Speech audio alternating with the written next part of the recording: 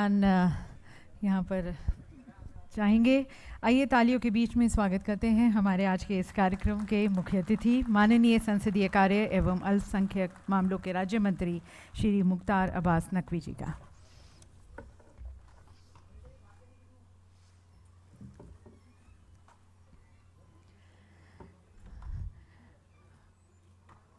आप सभी से अनुरोध करना चाहेंगे कि आप अपना स्थान ग्रहण कर लें जिससे हम अपना कार्यक्रम आरंभ कर सकें।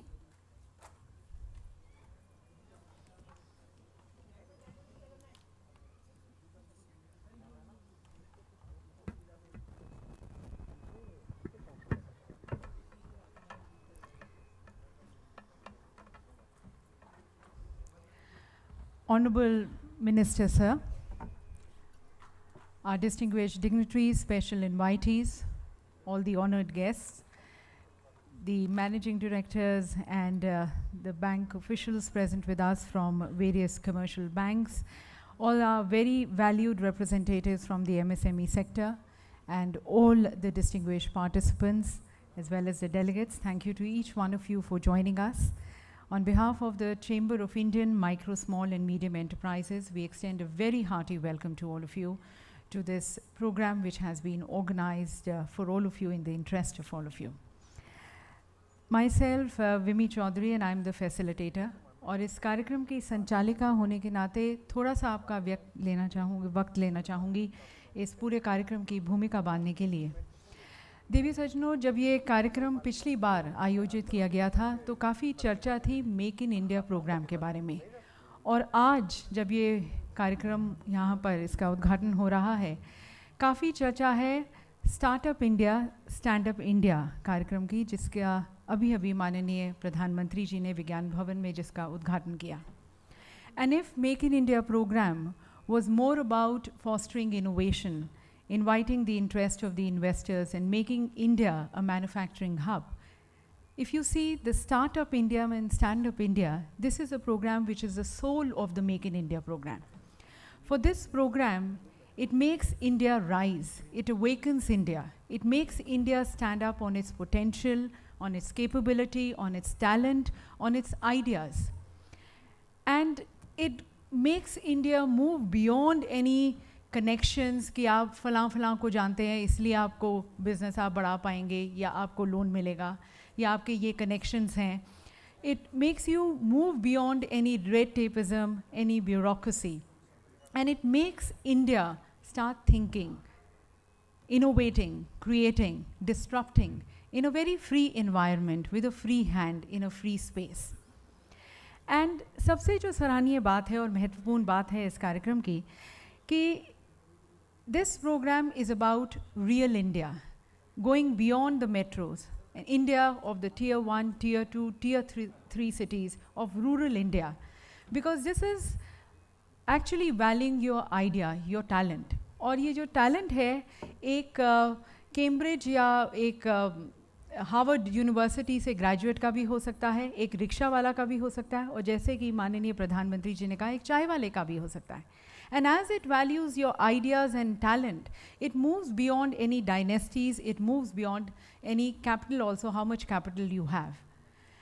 And that is the real story of MSME. MSME in fact यही है. They might be very ordinary but they have the capability. They might be very arm but they have the potential. And they might be very minority in terms of the economic status, but they have the worth of becoming a majority. So as we have this program, we are opening in a very opportune environment, if you see, for the MSME sector, where the government is creating a very conducive environment. And as the government has also extended a commitment of we unobstacle. हम सारी रुकावटें जो हैं उन्हें दूर करेंगे, कोई भी रुकावट गवर्नमेंट की तरफ से नहीं आएगी, वो गवर्नमेंट आपके साथ है, ये कमिटमेंट है गवर्नमेंट का. Banks are ready to give the loans and more importantly you see the MSMEs having a very renewed confidence in them.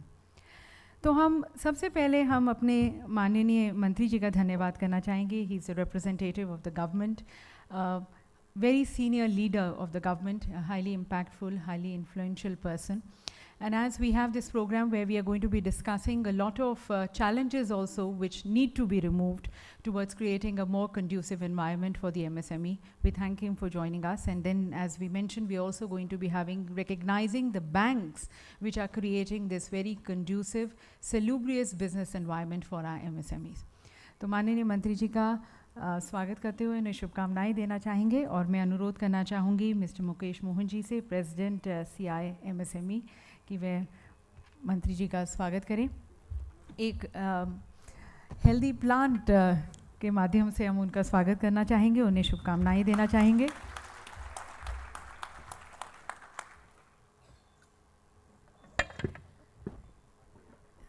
और अब मैं आमंत्रित करना चाहूँगी श्री मुकेश मोहन जी को, जो कि प्रेसिडेंट हैं chamber of Indian micro small medium enterprises, कि उनकी क्या विज़न है, मिशन है, स्ट्रैटेजी है MSME के लिए, क्योंकि वो MSME के एक बहुत he is one of the most known voice of the MSME sector, inviting him for his welcome address and also for his introductory remarks.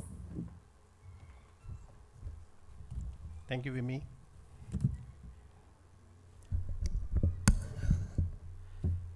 A very warm welcome to Shri Mukhtar Abbas Naqvi ji, Honorable Minister for State, Parliament Affairs and Minority Affairs. A big round of applause for him.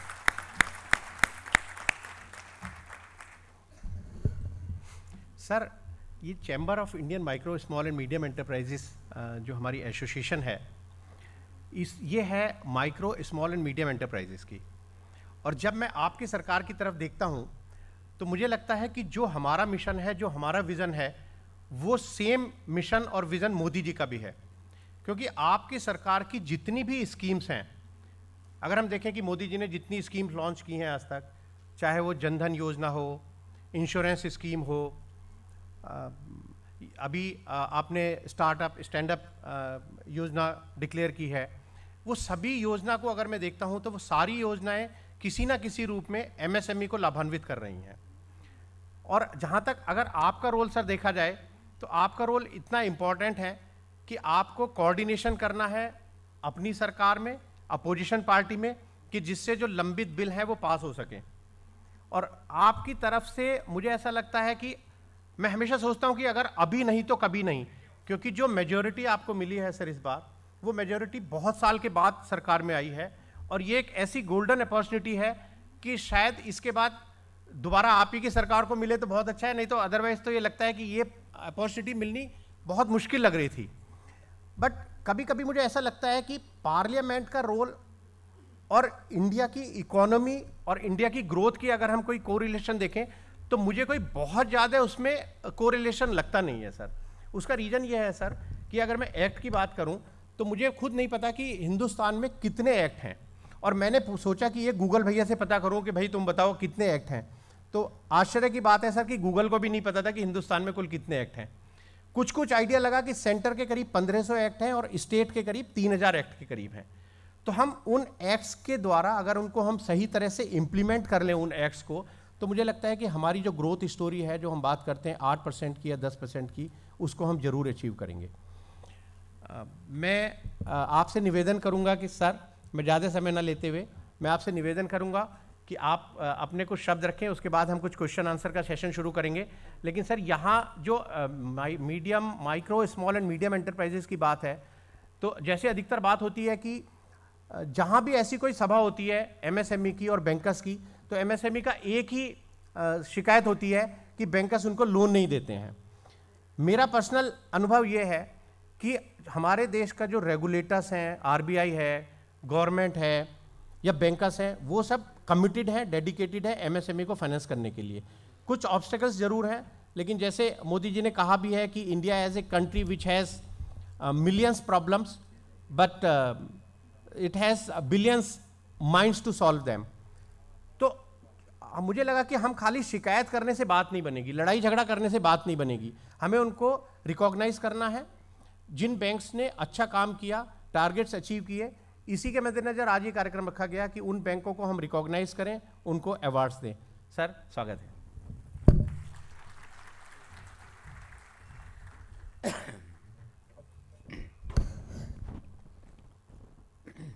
Thank you Mukesh Mohan साहब। यहाँ पर मौजूद भाइयों और बहनों, अभी मुकेश जी ने जिस पार्लियामेंट के समस्या की बात कही वो तो सचमुच है। और जब हम देखते हैं तो हम कभी कभी जो है वो बहुत ठगा हुआ महसूस करते हैं कि देश के लोगों ने, देश की जनता ने छप्पर फाड़ के जनादेश दिया है। इतना बड़ा जनादेश 30 सालों के बाद, स्पष्ट जनादेश, जब लोग जनादेश देते हैं तो लोगों की एक्सपेक्टेशन होती है, उम्मीद होती है कि देश के विकास का काम अब बिना किसी रुकावट के, बिना किसी थकावट के आगे बढ़ेगा, लेकिन वो हो नहीं पा रहा है। ये बात इससे मैं सहमत हूँ। और मैं जो मानता हूँ, बहुत इस बीच में इंटॉलरेंस की बात हुई, असहिष्णुता की बात हुई, मैं मानता हूँ कि देश के नौजवानों, देश के गरीबों, देश के किसानों, देश के आम लोगों के विकास में बाधा डालना सबसे बड़ी असहिष्णुता है, बिगेस्ट इंटॉलरेंस। क्योंकि हम पॉलिटिकल लड़ाई लड़ते रहेंगे, हम जो है वो दो दो हाथ सड़क पे करते रहेंगे, चुनाव आएंगे, हम हारेंगे, जीतेंगे, लेकिन ये जिद करना है कि जी हम जीएसटी नहीं पास होने देंगे, ये जिद करना है कि हम जो है इस कानून को नहीं पास होने देंगे, ये हमें लगता है कि ये बहुत बड़ी असहिष्णुता है, बहुत बड़ा इंटॉलरेंस है, और ये पॉलिटिकल इंटॉलरेंस कह सकते हैं हम। और हम मानते हैं कि कोई भी देश, कोई भी डेमोक्रेटिक कंट्री तभी आगे बढ़ सकती है जब हम बहुत ही ओपन माइंड के साथ, और जो डेवलपमेंट से रिलेटेड इश्यूज हैं, कंट्री के डेवलपमेंट, लोगों के डेवलपमेंट, जवानों के, नौजवानों के विकास से जुड़े हुए, उस पे हम किसी तरह की डिस्ट्रक्टिव पॉलिटिक्स ना करें। आज कानून बहुत हैं, इतने कानून हैं कि आज़ादी के पहले के सैकड़ों कानून हैं, आज़ादी के बाद जो सरकार आती है वो हर सरकार जो है 10, 20, 25 कानून ठोक देती है।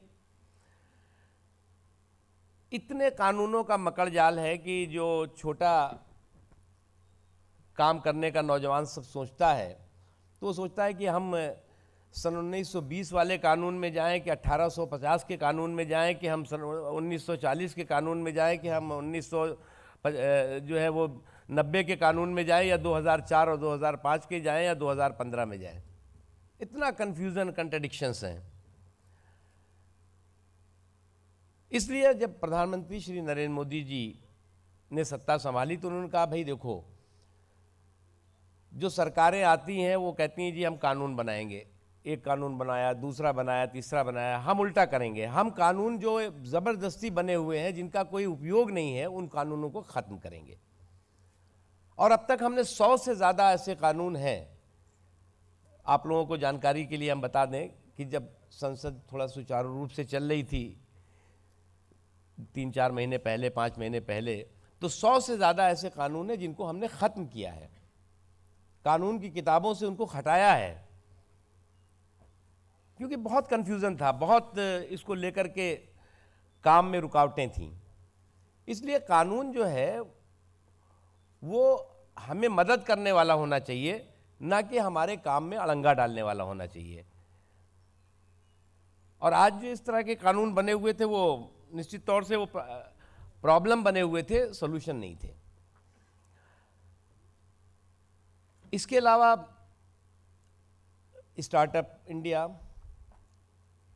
और उससे जुड़े हुए एक के बाद एक जो हमारे प्रयास हैं, वो प्रयास निश्चित तौर से देश में जो एक कहीं ना कहीं निराशा का माहौल था, जिस वक्त हम सत्ता में आए उस वक्त एक बहुत निराशा का माहौल था, बहुत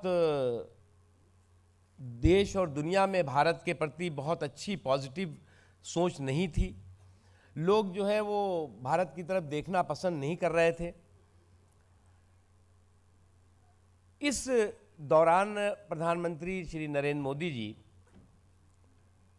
दुनिया के उन तमाम हिस्सों में गए, यूरोपियन कंट्रीज़ में भी गए, अरब कंट्रीज़ में भी गए, एशिया की तमाम देशों में गए, और उन्होंने एक ही विश्वास पूरी दुनिया को दिलाया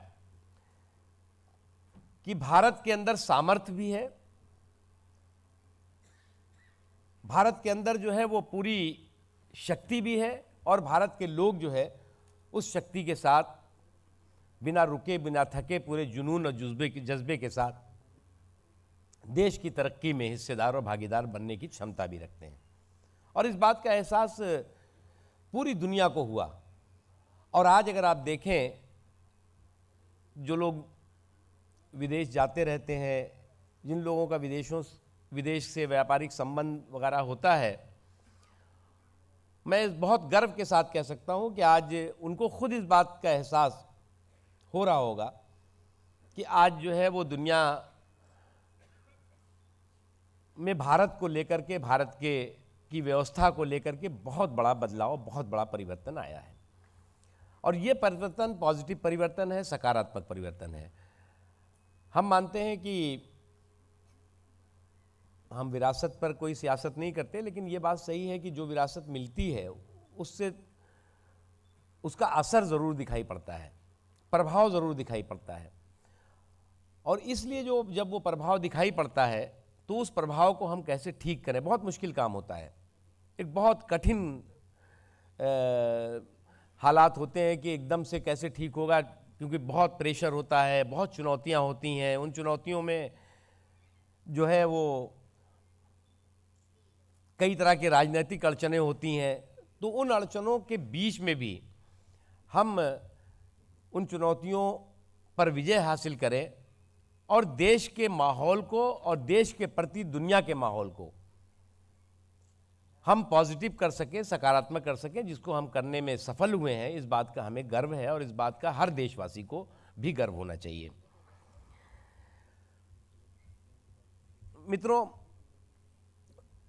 मैं मानता हूं कि हमारी हर डेमोक्रेटिक कंट्री में कुछ पॉजिटिव, कुछ नेगेटिव चीज़ें होती हैं, लेकिन हमें इस बात की खुशी है कि हमारा देश एक बहुत ही खूबसूरत लोकतांत्रिक देश है। एक ऐसी वाइब्रेंट डेमोक्रेसी है जिससे कि दुनिया सबक लेती है। हम जो है वो चुनाव लड़ते हैं, हम अच्छे काम करते हैं तो चुनाव के मैदान में हम लोग वोट करते हैं, अच्छे काम नहीं करते हमें सत्ता से हटा दिया जाता है, दूसरी सरकार आ जाती है। बिना किसी रुकावट के, बिना किसी हिंसा के बहुत ही आराम के साथ सत्ता परिवर्तन होते हैं यहाँ पर। लेकिन एक जो इस बीच में थोड़ी सी प्रॉब्लम दिखती है हमको, हम लोग तो समझते थे कि साहब हमें जो है वो लोगों ने जनादेश दे दिया है, उसका सम्मान करते हुए हमारे जो विपक्ष के साथी हैं और ख़ास तौर से हमारे कांग्रेस के साथी उसका सम्मान करेंगे। इसलिए मैंने कहा ना कि जो सबसे बड़ी हमें असहिष्णुता दिख रही है वो देश के विकास में बाधा डालना दिख रही है। तो हमने हर चीज़ में कहा कि साहब जीएसटी पर जो है वो कुछ असहमति है, उसको जो है वो सेलेक्ट कमेटी को भेजा जाए। पार्लियामेंट की जो सेलेक्ट कमेटी होती है राज्यसभा की, उसको राज्यसभा की सेलेक्ट कमेटी को भेज दिया गया उनके कहने पे। जबकि हमारे कई वरिष्ठ साथियों ने कहा कि भाई देखो, तुम उनके इस आश्वासन पर, इस वादे पर एतबार करके जो है वो भेज रहे हो, लेकिन देखना वो फिर भी नहीं करने देंगे। ठीक है, हमने कहा ठीक है भेजते हैं। उन्होंने कहा है, उन्होंने वायदा किया है कि आप भेजिए, उसके बाद जो भी रिपोर्ट्स सेलेक्ट कमेटी करेगी उसके बाद हम पास हो जाएगा ये। और वही वो एक है नहीं कि वादा तेरा वादा, वादे पे तेरे मारा गया बंदा, ये सीधा साधा। तो वो वादा करा उन्होंने कि हम पास करेंगे, और जब सेलेक्ट कमेटी की रिपोर्ट आ गई तो उन्होंने कहा जी नहीं, ये हम इस पे पास नहीं करने वाले हैं, हमारी कोई अपनी एक और रिपोर्ट है। तो ये जो मेंटेलिटी है, ये जो मानसिकता है, इस पर जो है वो प्रेशर तो आप ही लोग डाल सकते हैं, देश की जनता डाल सकती है, जो लोग इससे सीधे प्रभावित हो रहे हैं वो डाल सकते हैं।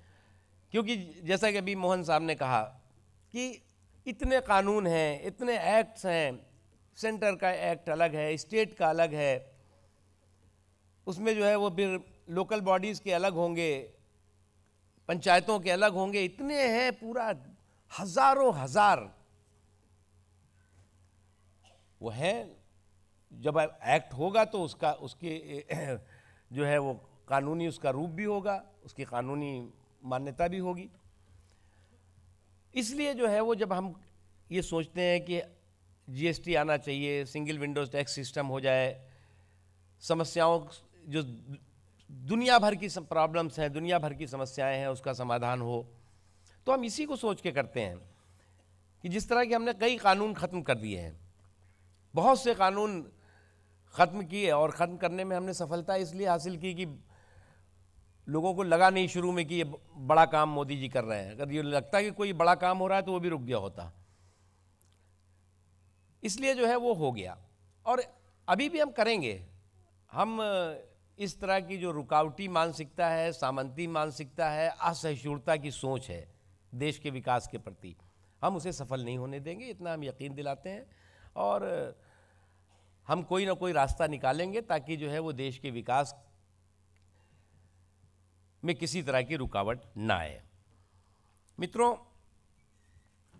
आज जो है वो अभी प्रधानमंत्री जी ने स्टार्टअप इंडिया की लाल किले से जो घोषणा की थी उसको शुरू किया है। देखिए, चाहे जनधन योजना हो, मुद्रा बैंक हो,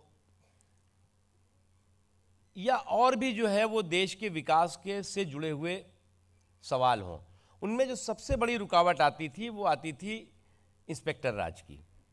उसमें जो सबसे बड़ी रुकावट आती थी उसे कहते थे कोटा परमिट राज, इंस्पेक्टर राज। और वो जो है वो जब तक ख़त्म नहीं होगा तब तक जो है वो पॉसिबल ही नहीं है कि कोई सरकार या कोई व्यवस्था उस दिशा में सफलता के साथ आगे बढ़ सके। हम उस इंस्पेक्टर राज को, उस कोटा परमिट राज को, उस बिचौलिया राज को हम ख़त्म करना चाहते हैं। हम सीधे जो लोग ज़रूरतमंद हैं, जो लोग विकास की दिशा में आगे बढ़ना चाहते हैं, उनको सीधे उसका फ़ायदा हो। अगर जनधन योजना बनाई गई तो छोटे लोगों को उसका फ़ायदा सीधे हो सके, और वो फ़ायदा लोगों को होना शुरू हुआ है। मैं ये नहीं कहता कि 100% लोगों को फ़ायदा हो गया है। हम लोग अभी, प्रधानमंत्री ने कहा कि जितने भी मिनिस्टर्स हैं उन सबको 2-2 पार्लियामेंट्री कॉन्स्टिट्यूंसी में जाना चाहिए, और जनता का बजट, जनता के द्वारा बजट, जनता के लिए जो बजट है वो जनता के द्वारा बनना चाहिए। उसके लिए जो है वो 2-2 पार्लियामेंट्री कॉन्स्टिट्यूंसी में, मैं अभी जो है वो एक महाराष्ट्र की पालघर कॉन्स्टिट्यूंसी होके आया हूँ, रांची की एक, झारखंड की रांची में एक पार्लियामेंट्री कॉन्स्टिट्यूंसी है, वहाँ होके आया। वहाँ गांव-गांव गया, लोगों के बीच गया, किसानों के बीच गया, आदिवासियों के बीच गया, समाज के अलग अलग वर्गों से मिला। उसके साथ साथ जो है वो जो उद्योग व्यापार से, छोटे व्यापार से जुड़े हुए लोग हैं उनसे मुलाकात हुई, सबसे अलग अलग बात हुई। ये पहली बार हो रहा है, क्योंकि पहले बजट जब बनता था तो बजट जो है वो दिल्ली में बैठ करके, मंत्रालय में बैठ करके तय हुआ करता था।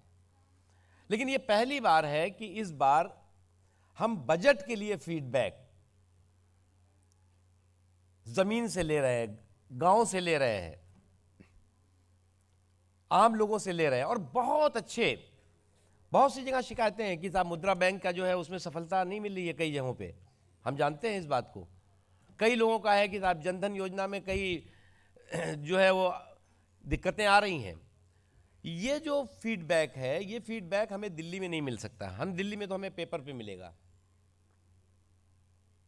दिल्ली में हमें जो है वो जो कंसर्न ऑफिसर्स हैं जो जानकारी देंगे वो निश्चित तौर से वो बहुत कोई इस तरह की नेगेटिव जानकारी नहीं देंगे, पॉजिटिव चीज़ें देते हैं। लेकिन जब आप ग्राउंड पे जाते हैं तो आपको जो है वो पॉजिटिव के साथ साथ नेगेटिव भी मिलता है। और वही जो है वो किसी भी सरकार की सफलता का कारण बनता है, राज बनता है। और वही चीज़ जो है वो किसी भी योजना को सफल बनाने में महत्वपूर्ण भूमिका निभाती है। इसलिए हमारा मानना है कि जो देश के विकास से, देश की तरक्की से जुड़े हुए काम, और उसमें आपकी महत्वपूर्ण हिस्सेदारी, भागीदारी, क्योंकि अगर आप देखें तो हमारी सरकार का जो सबसे ज़्यादा जोर है, अगर हम स्टार्टअप इंडिया की बात करते हैं, स्टैंड अप इंडिया की बात करते हैं, हम मेक इन इंडिया की बात करते हैं, तो शुद्ध रूप से उस आपको ध्यान में रख करके होता है कि आप जो दुनिया की इस वक्त होड़ है, दौड़ है, उसमें आप जो है वो भारत को सबसे आगे खड़ा कर सके, और निश्चित तौर से वो आप खड़ा करेंगे। मुझे सिर्फ इतना ही कहना है, और मुझे बहुत शुभकामना कि इस वर्ष भी आप जो है वो इकट्ठा हुए हैं, ये चर्चा कर रहे हैं, और इस बदले हुए माहौल में हम मानते हैं कि आने वाले दिनों में आप जो है वो देश की तरक्की के एक मजबूत स्तंभ बनेंगे। यही मेरा शुभकामनाएं हैं। बहुत बहुत धन्यवाद। माननीय मंत्री जी का बहुत बहुत धन्यवाद। हमारे साथ जो सरकार की सोच है, जो कार्यशैली है, उसके बारे में उन्होंने अपने यहाँ पर विचार रखे, और किस तरह से चाहे वो मेक इन इंडिया प्रोग्राम है या स्टार्टअप इंडिया प्रोग्राम है, उसमें जो काफ़ी घोषणाएं की गई हैं, चाहे वो टैक्स हॉलीडे है, सेल्स सर्टिफिकेशन है, कैपिटल गेन टैक्स एग्जेम्पशन, और सरकार जैसा कि माननीय प्रधानमंत्री जी ने मंच पर से कहा था कि सरकार क्या ना करे ये हमें बताया जाए, क्योंकि we want to remove all the obstacles. इस बारे में आपने और हमें जानकारी दी कि the government is trying to create a conducive environment, but आप लोग जो MSMEs हैं, यकीनन ग्रास रूट लेवल पर काफ़ी सारी प्रॉब्लम्स होंगी, चैलेंजेस होंगी, क्योंकि माननीय मंत्री जी हमारे साथ हैं। आपके यदि कोई सवाल हैं, कोई क्लैरिफिकेशन आप चाहते हैं, so just raise your hand, we will have a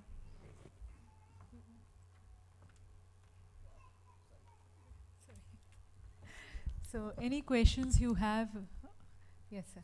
So just identify yourself, just introduce yourself and kindly be brief in your question. नमस्कार सर, मेरा नाम है कृष्ण खन्ना। मैं मेंबर हूँ मिनिस्ट्री ऑफ MSME में। इसी ऑडिटोरियम में अटल जी के टाइम में हम लोग ने मिनिस्ट्री ऑफ SSI को मिनिस्ट्री ऑफ MSME बनाया था। मैं सर 20 साल जापानी और जापान में काम किया, और वो दोनों देश MSME करके ही चलते हैं। सर मैं आपसे यही कहना चाहता था कि अभी जो नई गवर्नमेंट आई है मोदी जी की, MSME की हमारी 3 मीटिंग हुई हैं पिछले 1 साल में मिनिस्ट्री की, और पिछले 10 साल में एक ही मीटिंग हर साल होती थी। तो कालराज जी बहुत ज़ोर से काम चल रहा है। मैं सिर्फ साहब आपसे 2 रिक्वेस्ट करूँगा। हमारे देश में करीब 7 करोड़ MSMEs हैं मैन्युफैक्चरिंग और सर्विसेज में। मैं एग्रीकल्चर की बात नहीं कर रहा सर। उनको कहाँ हैं, वो कौन से डिस्ट्रिक्ट में है, कौन से स्टेट में है, क्या करते हैं, वो हम लोग को कैटलॉग करना चाहिए। उसके लिए सर मैंने अपनी किताब भी मिस्टर संदीप बिष्ट को दी आपको देने के लिए, क्योंकि हम लोग को पता ही नहीं वो लोग कहाँ हैं, हम उनको मदद कैसे करेंगे। वो तो मेरा पहला रिक्वेस्ट है सर आपकी मिनिस्ट्री, आपकी गवर्नमेंट के साथ, यानी हमारी गवर्नमेंट के साथ। और दूसरा ये है कि जो हमारा डेफिनेशन है MSME का, वो एकदम खोटा है सर, बहुत पुराना है। और हम लोग की जो MSMEs हैं वो बहुत मेहनत करते हैं। बहुत रुकावट जो थी अभी तक आप बहुत दूर कर रहे हैं, जल्दी से दूर कर रहे हैं, लेकिन जो हमारे MSMEs हैं वो बाकी दुनिया के MSMEs के साथ टक्कर नहीं ले सकेंगे, क्योंकि हम लोग बहुत छोटे हैं। और वो पूरा जो हमारा डेफिनेशन है, it has to be revived based on international norms. यही सब हमारी 2 रिक्वेस्ट हैं आप पर। नहीं, वो आपका सुझाव बहुत अच्छा है, और हम परफॉर्म के साथ साथ रिफॉर्म पर यकीन करते हैं, और जो जितने भी आपके सुझाव हैं वो रिफॉर्म से जुड़े हुए हैं, डेफिनेटली वो होना चाहिए, और इस सुझाव का शुक्रिया। सर मैं इसमें एक चीज़ ऐड करना चाहूँगा। देखिए, पहली बात आपने कहा कि वो जो SME है वो कहाँ, MSME है वो कहाँ पर है, उनको हमें मैप करना चाहिए। सर मैं भारत सरकार में एक नेशनल बोर्ड फॉर एमएसएमई है, मैं भी उसमें एक मेंबर हूँ। आज सुबह उसकी एक मीटिंग भी हुई थी, मैं भी उस मीटिंग में भी मैंने भाग लिया था। पिछली मीटिंग में हमने ये डिसाइड किया था कि इनका रजिस्ट्रेशन बड़ा इंपॉर्टेंट है, क्योंकि पहले एसएसआई का रजिस्ट्रेशन नहीं होता था, फिर ये एमएसएमई हो गया, तो एमएसएमई का रजिस्ट्रेशन करने में बहुत दिक्कत होती थी। लोगों की शिकायत थी कि साहब वो डीआईसी ऑफिस में जाते हैं, डीआईसी ऑफिस उनसे तरह तरह के क्वेश्चन करता है, फिर कहता है पॉल्यूशन तो नहीं होगा, ये नहीं होगा, तो उनका रजिस्ट्रेशन नहीं होता था। उसके लिए पिछली बोर्ड मीटिंग में जो सजेशंस थे, I am happy to share with you sir कि वो सारे सजेशन मान लिए गए। अभी एक नया सिस्टम शुरू कर दिया गया है, उद्योग आधार मेमोरेंडम, और ये 5 मिनट के अंदर, मतलब 5 मिनट से ज़्यादा उसको लगेगा नहीं, किसी को कहीं देश के किसी कोने में बैठा हो वो उद्योग आधार मेमोरेंडम का अपना रजिस्ट्रेशन अपने कंप्यूटर पे बैठ के कर सकता है। उसमें किसी डॉक्यूमेंट की भी जरूरत नहीं है, उसको सेल्फ अटेस्ट करना है, सब चीज़ों को इन्फॉर्मेशन भरनी है, ऑनलाइन रजिस्ट्रेशन है। तो अभी तक आज की तारीख तक 1,47,690 उसमें रजिस्ट्रेशन सर 2 महीने में हो गए हैं। तो ये मैं समझता हूँ आपकी सरकार की एक बहुत बड़ी उपलब्धि है, एक बिग राउंड ऑफ क्लाउड। और दूसरा आपने कहा डेफिनेशन की बात करी आपने एमएसएमई के लिए, तो ये भी सरकार के विचाराधीन है, और ये लोकसभा से ऑलरेडी सर पास हो गया है। जो डेफिनेशन है उसकी जो लिमिट है वो इंक्रीज करके 10 करोड़ से 30 करोड़ ऑलरेडी कर दी गई है। जैसे माननीय मंत्री साहब ने कहा कि राज्यसभा में कुछ समस्या है, वो राज्यसभा में हो जाएगा पास। इस बार, पिछली बार भी हो जाता है, लेकिन वो नहीं हो जाएगा।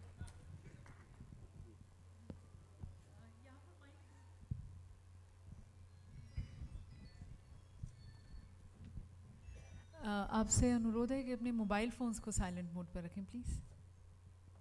नमस्कार नकवी जी, नमस्कार। मैं डॉक्टर अविनाश दलाल, ऑल इंडिया एमएसएमई का नेशनल प्रेसिडेंट हूँ और नेशनल बोर्ड एमएसएमई का सदस्य भी हूँ। मैं एमएसएमई से जुड़ा हूँ, हमारा परिवार 1949 से एमएसएमई से जुड़ा हुआ है। My father started MSME unit in Mumbai in 1949। अभी एमएसएमई की समस्या क्या है उसके बारे में आपको बताता हूँ कि it is not very easy to get the finance from the public sector bank as well as private sector bank.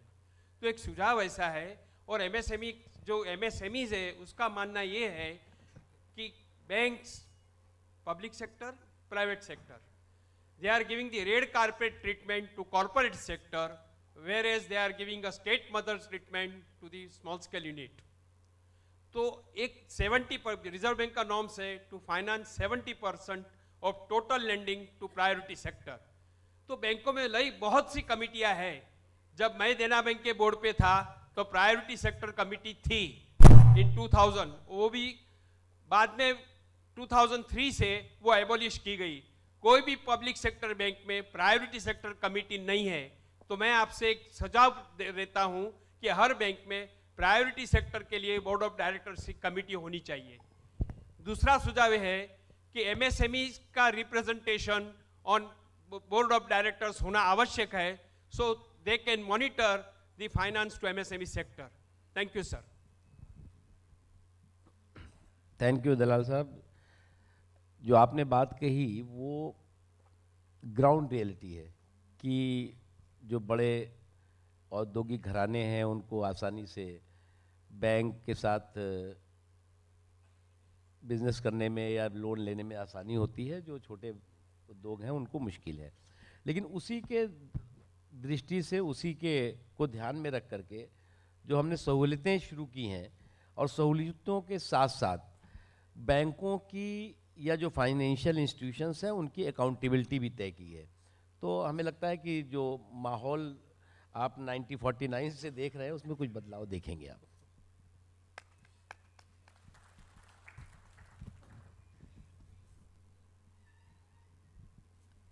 We'll take 2 more questions, आपका और उसके बाद यहाँ पर। नमस्कार मोहन सर, नमस्कार मुख्तार अब्बास नकवी सर। मैं अभिषेक कुमार बर्मन, पुणे से next gen group of companies का चेयरमैन एंड मैनेजिंग डायरेक्टर हूँ, और बेसिकली मैं रांची झारखंड से हूँ सर।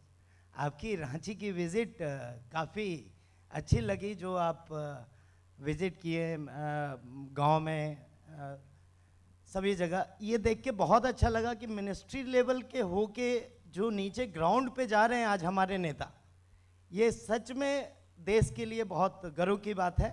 मैं एक बार जोरदार तालियां चाहूँगा सर के लिए। सर, एक प्रैक्टिकल और कड़वा सच बोलना चाहता हूँ।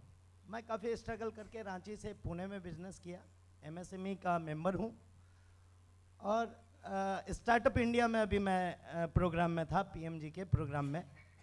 मेरी एक स्टार्टअप है मेडनेक्सजन, मेडिकल फील्ड से रिलेटेड। तो उन्होंने, मोदी सर ने बहुत अच्छा एक काम किया है कि एक ऐप लाया है जिसमें डायरेक्ट कनेक्टेड कर रहे हैं लोगों को। और जैसा मैं देखा, मुद्रा स्कीम आई गवर्नमेंट की, अभी बहुत सारी, मैक्सिमम सर ऐसा होता है कि 20% रियल जो बेनिफिशियरी हैं वो बेनिफिट उठा पाते हैं, और 80% ट्रैक के बाहर के लोग होते हैं। ऐसा क्यों, और इसके लिए गवर्नमेंट ने क्या प्रावधान किया है कि ये चीज़ें हटाई जाए? और कोई एक और बाद में जवाब दे देते हैं। हाँ ठीक है अभिषेक जी, मैं अभी जवाब दे दूंगा आपको। मंत्री जी, मैं ये कहना चाहता हूँ, मैं सुजाता भास्कर हूँ, बैंगलोर से, south Indian women entrepreneurs association की प्रेसिडेंट हूँ, और रिप्रेजेंटेड सार committee and other committees from 25 years I am working for MSME. So MSME का ये बड़ा दिक्कत हो रहा है अभी। ये बात एक बात मैं आपका अवगाहन में लेना चाहता हूँ, क्योंकि अभी वीमेन एंटरप्रेन्योर के लिए 25 लाख तक कोलैटरल सिक्योरिटी नहीं चाहिए, वो नहीं चाहिए, ये नहीं चाहिए, सब कुछ हम लोग पेपर्स में पढ़ते हैं।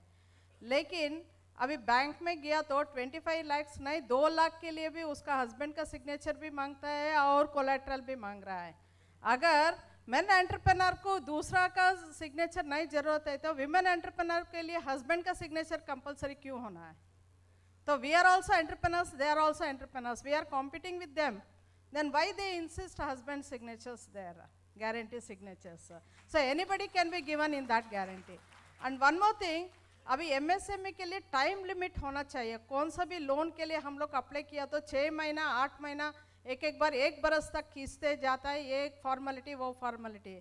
जैसा सिंगल विंडो में जैसा होता है, स्पॉट सैंक्शन भी होता है, विथ कंडीशंस होता है। वो कंडीशंस फुलफिल करने तक 6 महीना हो जाता है। वो 6 महीना का हम लोग का बजट जो भी हम लोग प्लानिंग करके रहता है प्रोजेक्ट रिपोर्ट में, वो दुगना होके रहता है। इसीलिए ज़्यादा से ज़्यादा एमएसएमई, मेरा ओपिनियन से ज़्यादा एमएसएमई पहले ही बंद हो जाता है। 6 महीना तक वो लोग घूम के बैंक्स में घूम के। इसके लिए ये वजह क्या होता है, आप टाइम लिमिट रख लेना, देता है नहीं देता है, let them tell within a week's time, that will help all the entrepreneurs MSME का। और कॉर्पोरेट्स में क्या होता है, वीआईपी ट्रीटमेंट मिलता है। अभी मेरा दोस्त ने कोई बोल रहा था, वो सही है। एमएसएमई वाला गया तो आपका लोन कितना है, 2 करोड़ है, 3 करोड़ है, अभी थोड़ा नेक्स्ट वीक में आ जाओ, हम लोग बिजी है बोल के बोलेगा। वही 20 करोड़ 30 करोड़ का आ गया तो वो लोग को रेड कॉर्पोरेट वेलकम मिलता है। इसलिए एमएसएमई का अलग से किधर कौन सा बैंक का एमएसएमई का सेपरेट ग्रुप हुआ है, लेकिन सेपरेट ब्रांचेस भी है। लेकिन उधर गया तो एक कम से कम 500-600 फाइल्स ऐसे ही गिरा है, तो वो जल्दी क्लियर नहीं हो रहा है। इसलिए मैं क्या बोलता हूँ, ये फाइल्स जो भी है, हाँ या ना कोई भी है, वो 15-20 डेज का अंदर हम लोग को पता चल गया तो we can make a alternative thing. So ये मेरा रिक्वेस्ट है सर, इसके लिए आप गवर्नमेंट से बात करके कुछ ना कुछ करने से हम सभी का प्रैक्टिकल प्रॉब्लम सॉल्व हो सकता है। Thank you sir. Thank you Abhishek ji और सुजाता जी। लगभग दोनों, अभिषेक जी ने भी और सुजाता जी ने एक ही बात लगभग अलग अलग शब्दों में कही है। देखिए ये बात बिल्कुल सही है। मैं इसलिए इसमें कोई आपसे विवाद करूं, आपकी बात को मैं कंट्राडिक्ट करूं, वो संभव नहीं है, क्योंकि ये प्रैक्टिकल भी है, ग्राउंड रियलिटी है। लेकिन आज जब हम मॉनिटर कर रहे हैं, आज हम जब देख रहे हैं, तो अब मुद्रा बैंक है तो 50,000 तक ये है कि भाई उसके लिए कोई भी गारंटी की ज़रूरत नहीं है।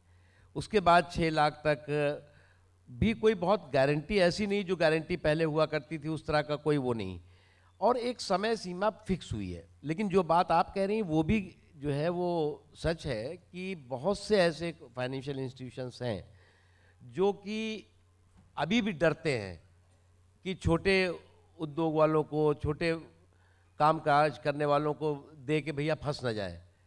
तो वो रिजर्व बैंक के माध्यम से उनको जो है वो इंस्ट्रक्शन और डायरेक्शंस दिए गए हैं।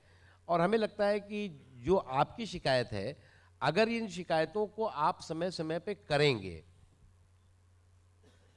प्रधानमंत्री जी को सीधे आप ईमेल कर सकते हैं, आप जो है वो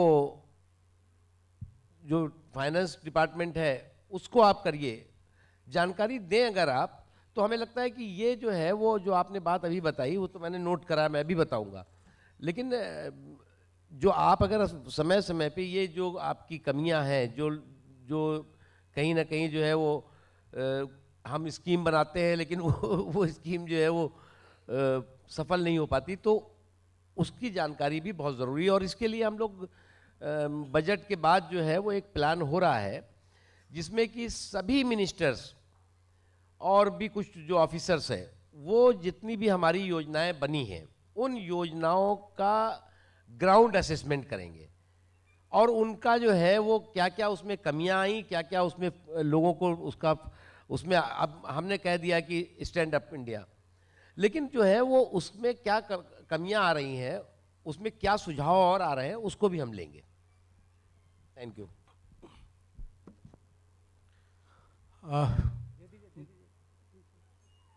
बस एक मिनट, बहुत छोटा सवाल है मेरा। मुख्तार साहब, मेरा नाम विवेक है। मैं देश की आम जनता के मन का एक बड़ा छोटा सवाल मेरा है। 1999 से 2004 के बीच वाजपेयी गवर्नमेंट के समय जो है एक बड़ा अच्छा माहौल बना था और 6 महीना पहले के दुष्प्रचार और गठबंधनों में वह सरकार गई और अच्छा माहौल बनने में 10 साल लगा। वर्तमान सरकार का 1.5 साल का वक्त गुजर चुका है और पिछले अभी 2 चुनाव जो है वो अनेक दुष्प्रचार का शिकार रहे और बड़ा अच्छा प्रदर्शन नहीं रहा है। तो 19 आप कैसे पार कर पाएंगे और जो उत्साह आज बन रहा है ये 19 में एक बार फिर से वापस होकर देश इस गति से बढ़ पाएगा, उसकी संभावना कई बार जो है जिस तरह के एकत्रीकरण हो रहे हैं कई बार जो है संदेहास्पद दिखाई देती है। तो कहीं न कहीं आमजन जो है वो कई बार भयभीत हो जाता है कि एक बार थोड़ा उत्साह आता है, थोड़ा चलते हैं, फिर जो है वो 10-5 फीट फिर नीचे होते हैं।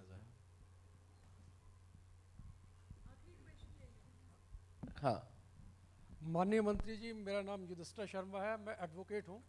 अब पहले तो मैं आपको बधाई देना चाहूँगा कि जो 2 नए एक्ट आपने नोटिफाई किए हैं, कमर्शियल कोर्ट एक्ट और आर्बिट्रेशन एक्ट, लेकिन इसका फ़ायदा तभी मिलता है जब 2 बिजनेसमैन के बीच में कोई डिस्प्यूट होता है।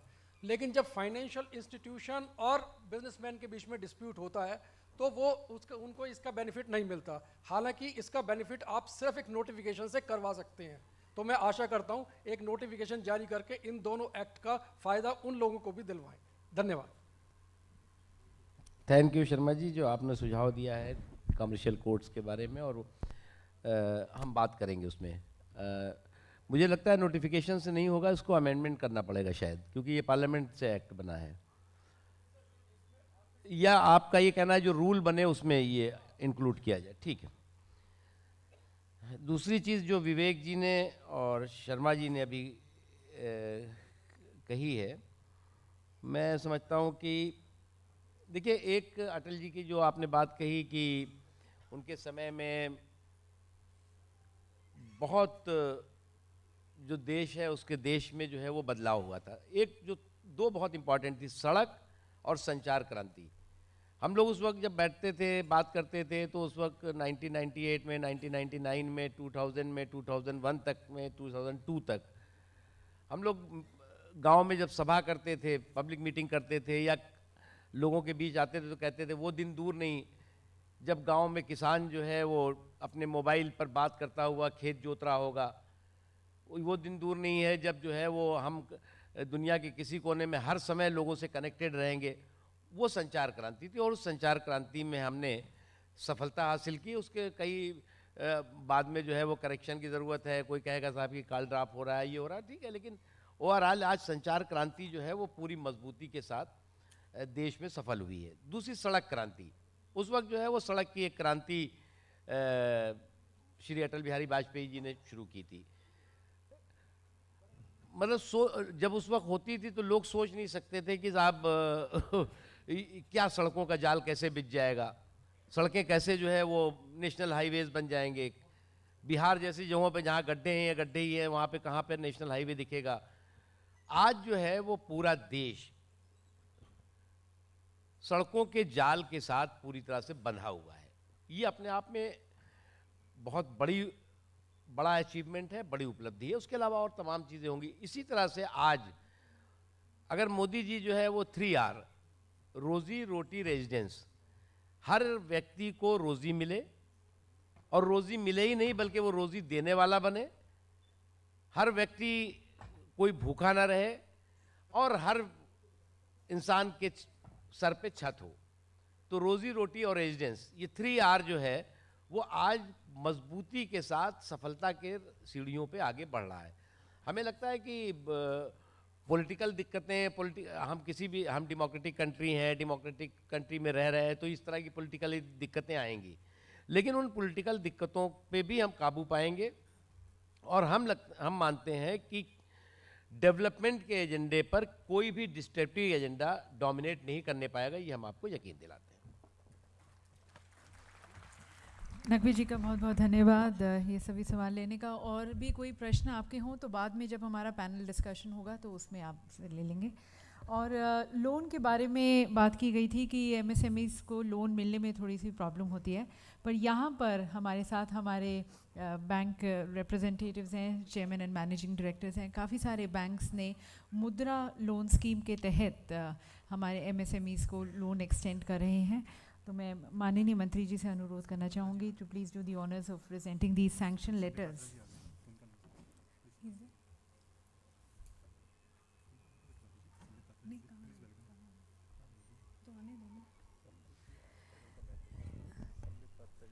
ये मुद्रा लोन स्कीम के तहत यहाँ पर सैंक्शन लेटर्स दिए जाएंगे। और जैसा कि आपको मालूम होगा, काफ़ी लोगों को मालूम होगा कि जो ये स्मॉल एंटरप्रेन्योर्स के लिए लोन्स हैं, इसके अंदर 3 स्कीम्स हैं, शिशु, किशोर और तरुण। शिशु के तहत कुछ 50,000 तक का लोन, किशोर में 50 से 5 लाख और तरुण में 5 से 10 लाख तक का लोन दिया जा रहा है। और ये जो स्कीम की जो घोषणा की थी वो माननीय प्रधानमंत्री जी ने इसका उद्घाटन किया था 8 अप्रैल 2015 को। तो सबसे पहले यहाँ पर sanction letter union bank of India की तरफ से, and I would like to invite here on stage the FGM mister Chaudhary to please join us here on stage. इस घोषणा को प्रधानमंत्री जी ने घोषित ही नहीं किया था, बल्कि देश के सभी हिस्सों में, मैं बैंक्स के लोगों को भी, बैंक्स के ऑफिसर्स को भी बधाई देता हूँ कि देश के सभी हिस्सों में एक मेला लगा करके और इसकी जो है वो लोगों को जानकारी भी दी गई थी और एक बहुत बड़ा अभियान चलाया गया था। अभी भी इसको आगे और बढ़ाने की ज़रूरत है। तो सबसे पहले union bank of India mister Chaudhary FGM, उनको यहाँ पर मंच पर आमंत्रित करना चाहेंगे।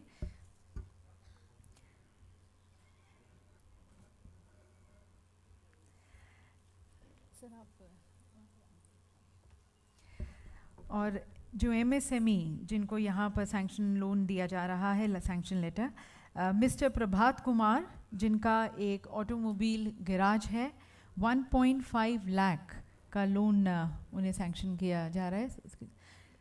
प्रभात कुमार जी, आपसे मैं अनुरोध करना चाहूँगी कि इसे स्वीकार करें। Ladies and gentlemen, would like to draw your attention. We are now being joined by Mr. Sambit Patra, the spokesperson of BJP. उनका भी बहुत बहुत स्वागत करते हैं।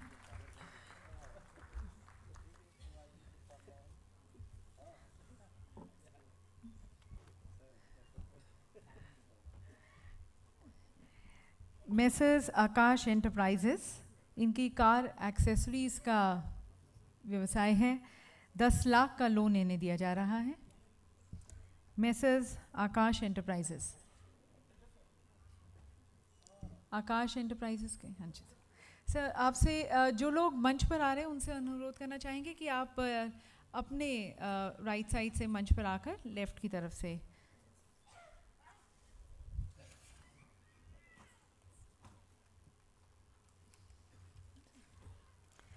मेसर्स आकाश एंटरप्राइजेस,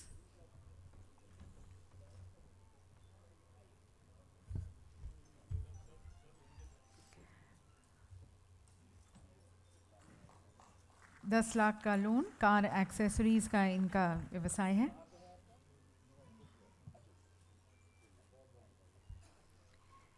मेसर्स ट्रेंड सेटर, जिनका लेदर मैन्युफैक्चरिंग का काम है, 10 लाख का लोन इन्हें दिया जा रहा है।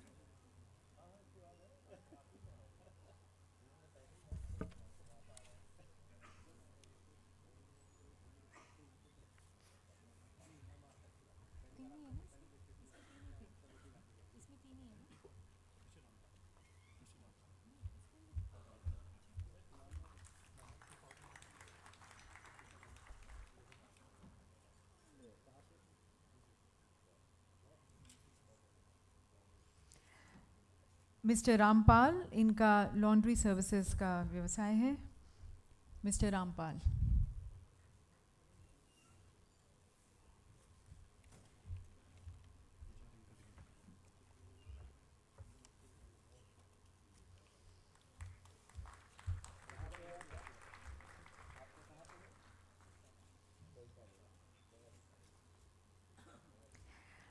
मिस्टर चौधरी का बहुत बहुत धन्यवाद।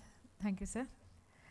And now inviting the General Manager of Vijaya Bank, Mr. Das. May I request you, sir, to please grace the dais. From Vijaya Bank.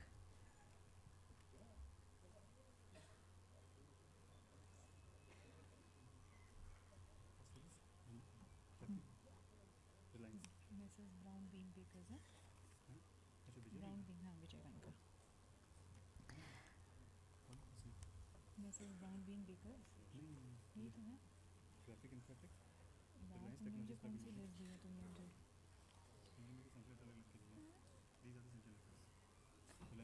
Mrs. Reliance Technologies Private Limited.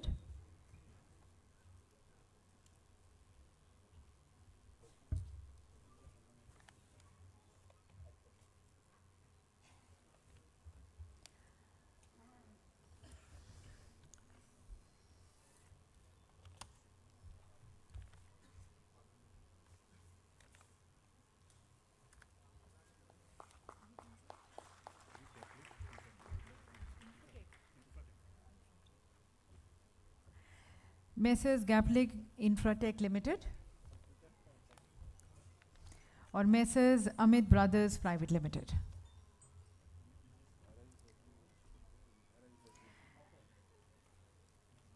These are the sanction loan letters being extended by Vijaya Bank.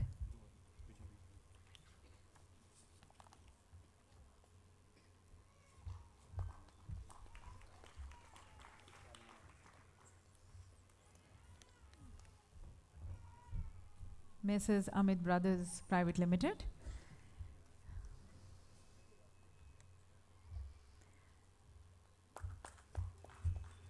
Mr. Nitin Sharma, जो कि proprietor हैं Messrs. JMB steel के।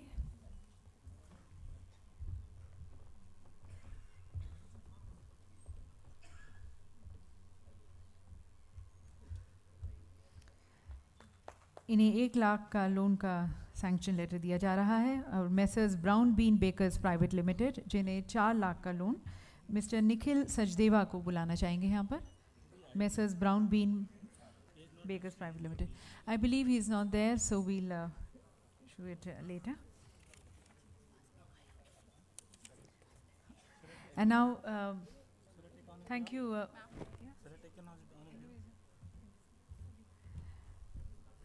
I think he's not there, but he's going to be taking on his behalf. So that is sanction letter being issued to Messrs. Brown Bean Bakers Private Limited, who are the manufacturers of Choco products. And now from, we'll have later the other sanction letters being issued. हम माननीय मंत्री जी का धन्यवाद करना चाहेंगे और एक विशेष memento जो कि चरखा है, which is a symbol of self-reliance, which is और जैसा कि हम सभी जानते हैं कि इंडिपेंडेंस के टाइम पर महात्मा गांधी जी ने हमें इसको इंट्रोड्यूस किया था। मुख्तार जी का बहुत बहुत धन्यवाद।